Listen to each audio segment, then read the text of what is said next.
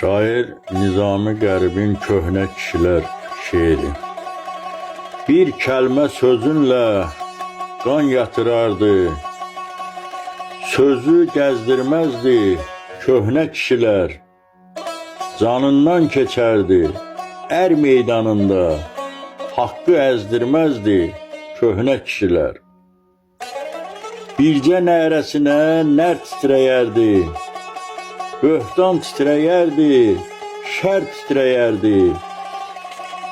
Şimşək baxışında yer titrəyərdi, gözü süzdürməzdi köhnə kişilər.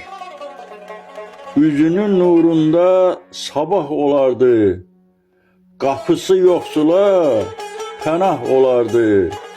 Kəmərdə bəzəyi silah olardı, daşqaş düzdürməzdi köhnə kişilər. Şeiri səsləndirdi Yaqub Mustafayev.